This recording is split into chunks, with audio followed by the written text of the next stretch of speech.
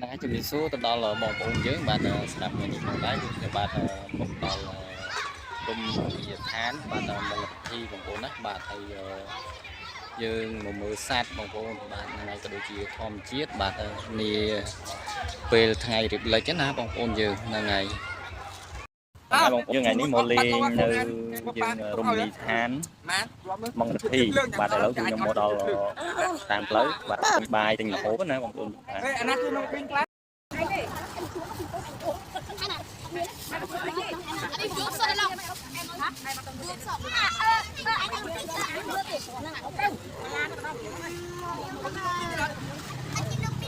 Nah, yang apa?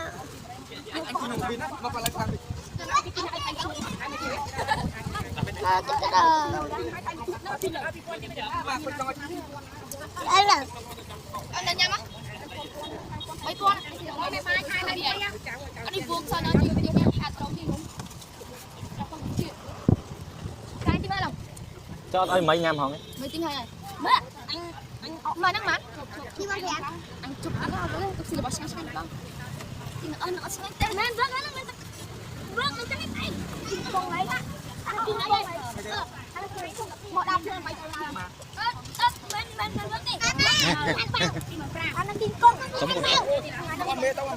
bạn chuẩn bị số bằng phôn dưỡng bạn đặt nhầm đó là xuân sát mong được thi sang chay bằng phôn bạn Romney than mong được thi sang chay cứ chi Romney than bài bờ cả xe tê chó bạn đại miền tây tăng thật nữ ở nông sọc sầm ròng tốn hạt cầm bông spứ chất ritini phnom penh hơi cầm bông khai chia cô đau penh để giống sầm rạp ca lùm hai cái chia mũi thom mà chiết là cái nắp bị xe tù tứ bà chia Romney than đại bằng châu khnia đầu viên thom mà chiết nâng cả xe cảមានទេសភាពបៃតងស្រស់ស្អាតស័ក្តិសមសម្រាប់ការសម្រាកជាទិសដៅងាយស្រួលទៅដល់ពីភ្នំពេញមិនឆ្ងាយពេកតំបន់នេះត្រូវបានគេចាត់ទុកថាជាជម្រើសល្អសម្រាប់ដំណើរកម្សាន្តខ្លីៗឬទៅលេងចុងសប្តាហ៍អ្វីដែលអាចធ្វើបាននៅទីនោះទស្សនាទេសភាពធម្មជាតិភ្នំតំបន់បៃតងនិងខ្យល់បរិសុទ្ធសមស្របសម្រាប់ថតរូបនិងសម្រាកលំហែសិក្សាពីកសិកម្មមានគំរូកសិកម្មផ្សេងៗដំណាំ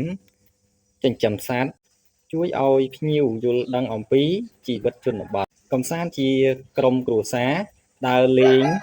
ជិះកង់ឬដើរតាមផ្លូវធម្មជាតិសារៈសំខាន់និងការចាប់អារម្មណ៍ជារមណីយដ្ឋានមួយក្នុងចំណោមកន្លែងទេសចរណ៍សំខាន់ៗនៅខេត្តកំពង់ស្ពឺទាក់ទាញភ្ញៀវជាតិនិងអន្តរជាតិជាច្រើនជាពិសេសនៅថ្ងៃបុណ្យឬក៏ថ្ងៃឈប់សម្រាកពេលសមស្របទៅលេងរដូវវស្សាទេសភាពបៃតងខ្លាំងស្រស់ស្អាតជាពិសេសចុងសប្តាហ៍ថ្ងៃឈប់សម្រាកមានសកម្មភាពរស់រវើក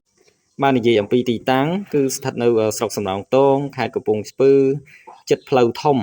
និងអាចធ្វើដំណើរពីភ្នំពេញក្នុងរយៈពេលខ្លីសរុបមកវិញរមណីយដ្ឋាននេះល្អសម្រាប់អ្នកដែលចង់កិច្ចចេញពីភាពអ៊ូអរទៅសម្រាកជាមួយធម្មជាតិនិងសិក្សាជីវិតកសិកម្មវាមិនមែនជារមណីយដ្ឋានបែបលេងទឹកធំទេប៉ុន្តែវាមានភាពស្ងប់ស្ងាត់និងធម្មជាតិជាចម្បងក្នុងនោះផងដែរយើងអាចទស្សនាក៏ដូចជាការមើលកម្សាន្តបាទនៅតាមសួនសត្វបាទនឹង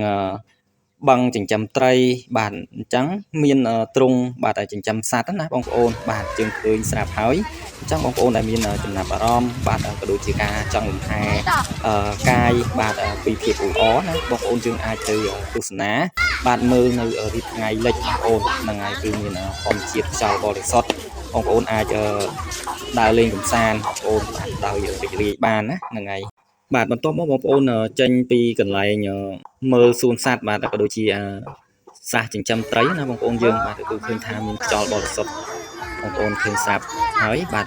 បងប្អូនយើងអាចដាក់ជាចំណីត្រីបាទដើម្បីមើលណាត្រីមានប្រភេទប្រមាណពណ៌បងប្អូនណាបាទគឺខ្ញុំឃើញភ្លាមគឺខ្ញុំឆ្ងល់តែទៅញ៉ាំនំអស់វិញគាត់ក៏ដាក់កាគេចាត់ទៅណា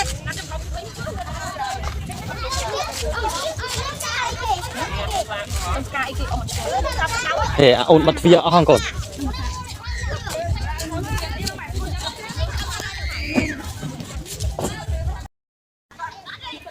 ទីកន្លែងនេះគេហៅអីគេចឹង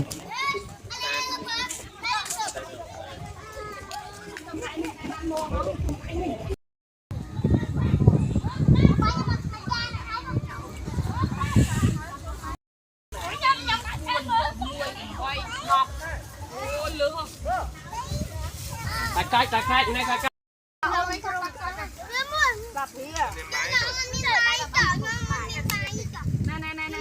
Hãy subscribe cho kênh Ghiền Mì Gõ để